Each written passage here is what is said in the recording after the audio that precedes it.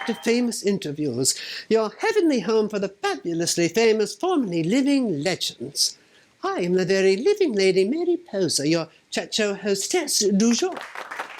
And today, I am hoping for an exciting exchange with an exotic example of American aristocracy. No politicians. No high society heavyweights. Hosted the divine spirit already, and though quite the heavyweight, hardly high society. Unless, of course, one ascribes to the herbal definition of high society. But today I am counting on encountering a sweet, sensitive soul who lived her life largely in reclusive retreat, near perfect penetralia. What's that, Egbert? No, heavens, dear, no. It does not connote canoodling. It means the most private, innermost place. Penetralia. I need a drink. Here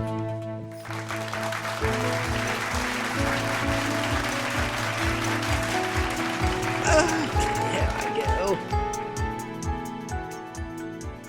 So much better. Now, where was I? Oh, yes, of course, today's planned guest. Poor dear was an aspiring singer, much as myself. Never did find fame as a chanteuse, because perhaps she never found the perfect penis. What now, Egbert? I said what? Good heavens, you should really douche your ear, dear. Of course I didn't say that. What you quite clearly misconstrued, what I most certainly said, unquestionably articulated, was penis. Penis. You certainly don't need a penis to sing. Ask KD. Although there were many times when me ex-Frederick inspired a few high notes. He didn't play piano, but possessed quite the concert grand, on which I perfected many an arpeggio.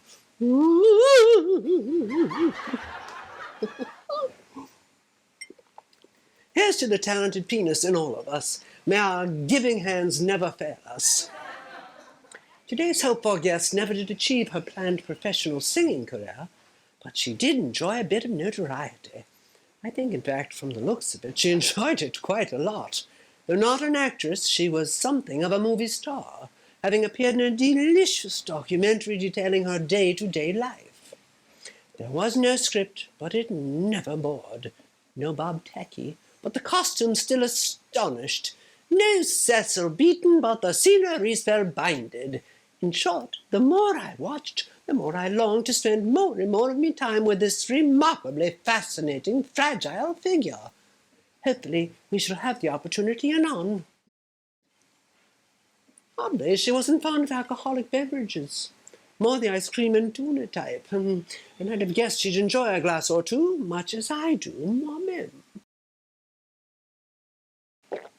Loosens up me tongue. Ask me ex-Frederick, if you can find him. And loosening the tongue's especially important right now, as I shall need all me lingual agility to properly converse and shamelessly schmooze with our inevitable visitant. So I think one for the lingual lubrication would be lovely. Oh, very lovely. And now, ladies and gentlemen, and everyone else, don't want to offend, I shall commence me conjuring. I haven't revealed her identity, have I? Ah, silly moi. Darlings, let us all concentrate our psychic energies as I prepare to perform my sumptuous summoning of none other than Miss Edie Beale. Yes, that Edie Beale. All right, let us begin. A candle for you, a bright psychic cue to beckon you through. All right. My dearest Edie, I bring you gifts from life to death. Tuna and Haagen-Dazs, a savory treat or confection sweet to lure you here with us. Commune with us, Edie. Commune with us, dear. Move amongst us. Move amongst us. And for heaven's sakes, don't dilly-dally and brass me off. Oh, what bliss. Easy, darling, look, there you are, live. Not exactly live, of course, but you've crossed the line. It's very difficult to cross the line between the living and the dead. You know what I mean? Awfully difficult. I know exactly what you mean, my dear. I've been blissfully blurring that line with every exciting episode of Famous Interviews, the little chat show on which you are now appearing. And I am so thrilled you've crossed over to join me. Please have a seat. I do hope I didn't disturb you from your place of rest. Are you kidding? I'd have answered any summons, any little call to get out of there. Nothing ever happens. I don't like it. I like freedom. Heaven is very S-T-R-I-C-T, just like Mother Darling. Perhaps you were her favorite. She wanted very best for you, so was a bit harsh. I know I'm often harsh with my own sweet son Cecil. And perhaps she didn't want you repeating her mistakes, poor dear. Abandoned and left alone to raise 3 children. You can't have your cake and eat it too in life. You can't. My mother had a rich husband. She should have stayed with him. We ended up very poor, almost got evicted. Yes, from your beautiful seaside estate, Grey Gardens. A very famous horticulturist said to Mother, she said, I can't grow my delphiniums on account of the northeast winds and the hurricanes. The storms have ruined my garden every year, you know, in the fall. And that's why they named it Grey Gardens. They called the movie Grey Gardens.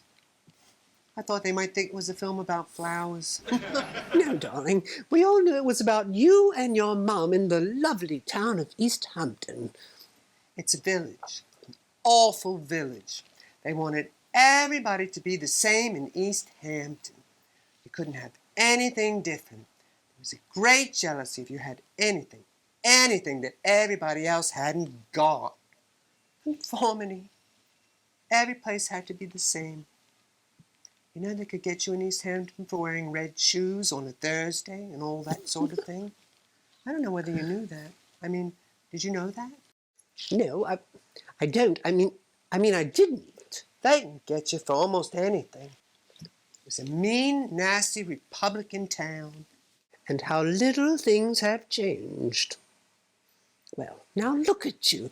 Don't you look the very cutting edge? The very edge. This is the best thing to wear for the afterlife, I think. You understand. Well, all right. Let's just say I do. I think this is the best costume for today. I have to think these things up, you know. Even in my afterlife. Well, you certainly thought up some doozies for your film. To wit, that amazing descent from the staircase when you broke into dance in the American flag. That was the time of my life. I loved dancing for the Maisels and singing. Mother said my singing was S-H-I-T. But she sometimes said you had a beautiful voice. When you moved to New York City, wasn't that to pursue your singing career? Oh, I wish. But my father was alive. He would have had me committed. You know, I was discovered by Mr. Gordon in New York. By whom, dear? Mr. Max Gordon. Don't you know who Max Gordon was? He was a famous producer. You've heard of him, haven't you?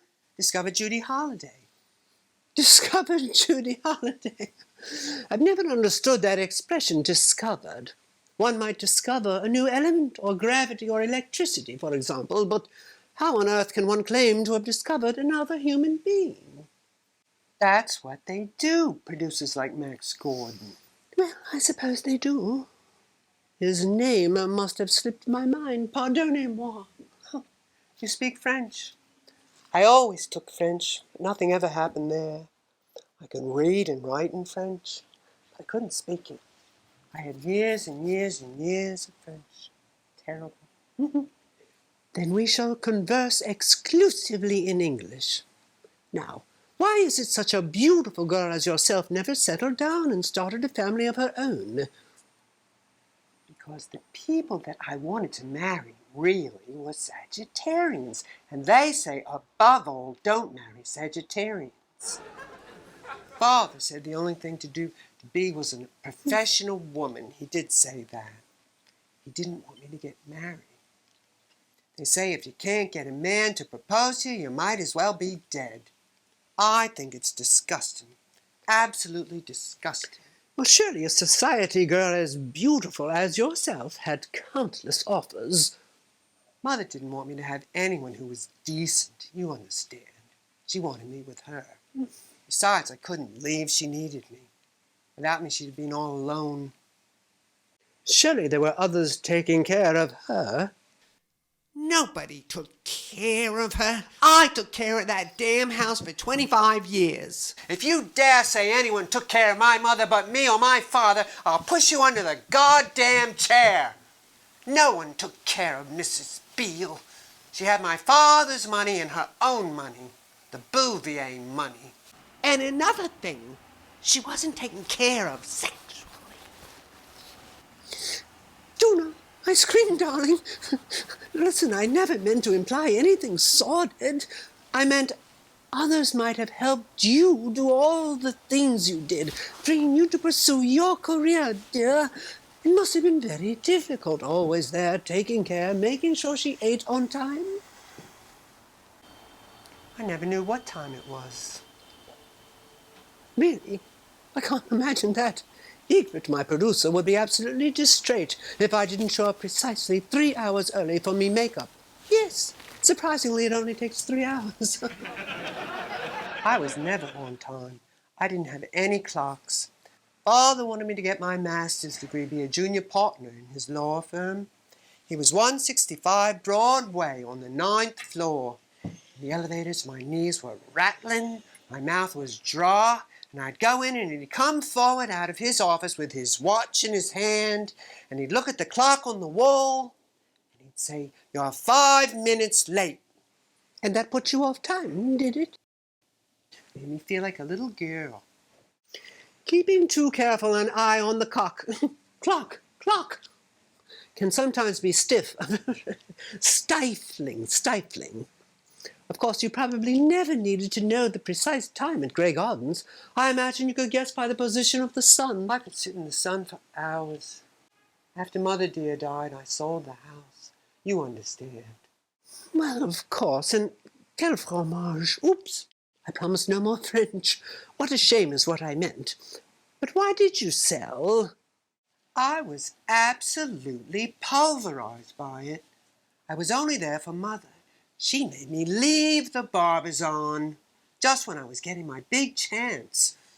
I hated spending the winter there. I used to say, "Oh, God, another winter." I needed a nice, warm little island. Very depressing, you know, when winter set in there. I didn't like the country and I didn't want to be there. I wanted to live in New York. Any little rat's nest in New York. Any little mouse hole, any little rat hole, even on 10th Avenue, I would have liked better.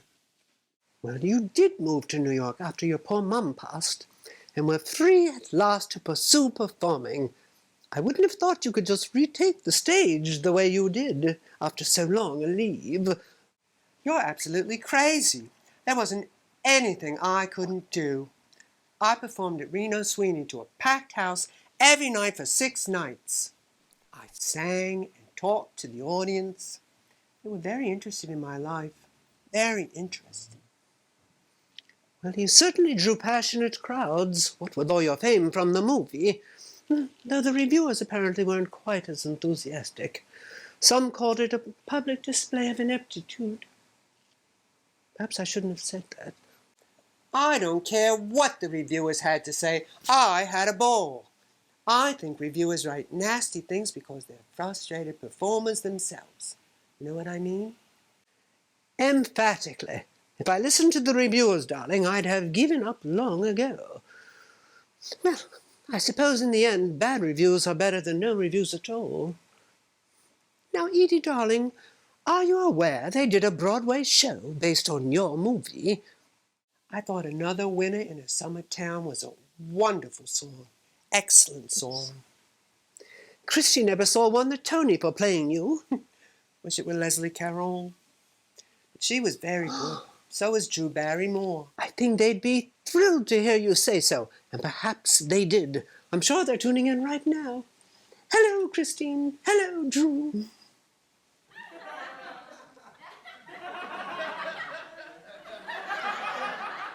Speaking of excellent songs, you're a singer.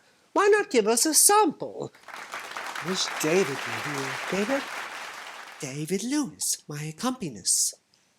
He's a man who understands music. I don't think there's any point in meeting any man who doesn't like music. Do you, Mary? I couldn't stand them. Finally, I couldn't stand them. There was something lacking, and it was music, wasn't it? I mean, in a man. Men. They're only good for one thing. Inducing arpeggios. Don't get me started on men. It always leads to one thing. Frederick. Frederick. Me ex, Frederick. He abandoned me at the altar. Edie, my dear, someone with your musical gifts had to wait for a man who could appreciate them. Well, things don't always work out, do they?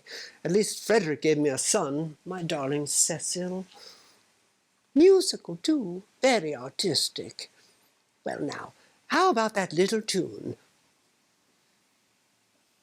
T for two and two for tea. La da da da da la la. I've forgotten the words. Isn't that awful? No matter, dear, really. We all do that now and then. That tiny sip of tea for two from you will do. Now, Edie, it's no secret you are quite the pussy lover.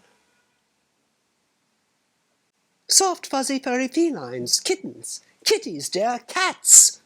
You were always feeding them in your film, remember?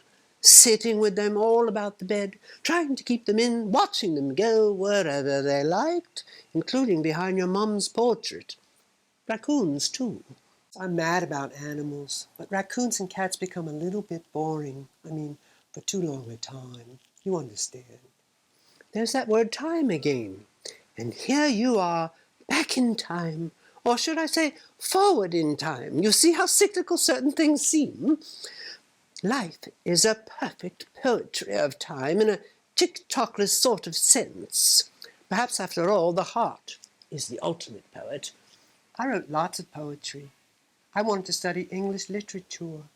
But Father didn't like that. Mr. Beale wanted me to work for him. Yes, so you explained earlier. Now, weren't you a witness to a certain historical event, to wit, JFK's inauguration? Yeah, I was invited. Very exciting. I liked Jack Kennedy. Indeed. Did you ever go out with him? He was my age. I never went out with him. He never asked me to go out with him. He took out actresses, models, and showgirls. Yes, apparently even after his marriage to your lovely cousin. Did you know any other celebrities? Yes, but you'll laugh when I tell you. You'll roar. No, you're teasing. Tell me, do. Who? Andy Warhol at his factory. Oh, how exciting. He's said to be quite the brilliant artist. It's very difficult to keep the line between brilliance and insanity. You know what I mean. Beg pardon? Did you see his portrait of your cousin Jackie? I saw Elizabeth Taylor's that he did. Did you ever see that? Yes, of course. Well, not in his studio like you, but at an exhibition at MoMA. Just between you and I've never really been a big fan of his work. More a graphic designer than what I call a real artist, like Michelangelo, Caravaggio, Leonardo. Seems to be a really good painter. One's name must end with an O. Giotto, Van Gogh, Tintoretto, Picasso. Although for moi, Picasso symbolizes the beginning of the decline of art in Western civilization. I think civilization is going to the dogs. I'm afraid I quite agree. The climate, the bees, the oceans, the plastics, the polluted politicians. Ever since Al Gore lost the election. Listen, you know, I wasn't a Republican. I was never a Republican. I was always a Democrat. Always. So many of your artistic types are. Now, darling, they've only given me a half-hour program, so much as it pains me, I'm afraid we must wrap things up. But before you go, is there anything you'd like to add? Another song, even? You ought to be in pictures. You're wonderful to see. You ought to be in pictures. Oh, what a hit you would be. I'm here with Mary Pozah, confusing to conceive. The past is in the present, but now it's time for me to leave. Edie! Where are you, woman? Still your mother, you know. Edie! All right, Mother darling, I'm coming. I've got to go. Mother still needs me. You understand. La da da da da da da. La da da da da da. La da da da.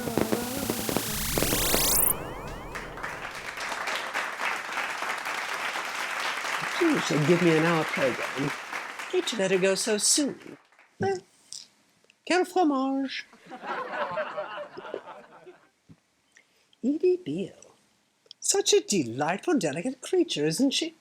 Certainly was kind to her mum. Cecil, take note. And animals, all of those cats and raccoons.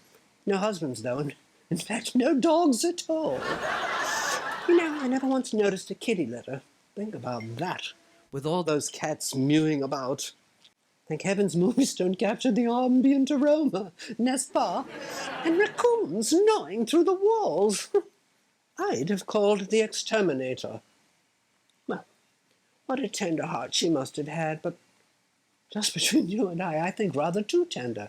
Poor dear, such a very artistic spirit. Imagine what she could have accomplished if she had spent all her years in New York City, instead of that frangible East Hampton abode. Perhaps she'd have made a good dramatic actress or painter. Though Beale doesn't end in an O. Well, I'll never know how successful dear Edie would have been in New York, but there's one thing I do know, and very well. I shall soon be back here in the studio with yet another exotic visitor from beyond the veil, and I do hope you fancied today's skylarking so much so that you will be eager to join me. After all, it takes two to put on a show. Vous et moi, d'accord? So, until next time, I shall practice me spelling conjuring. My spelling's atrocious. And faithfully remain votre lady Mary Pozah. This has been Famous Interviews.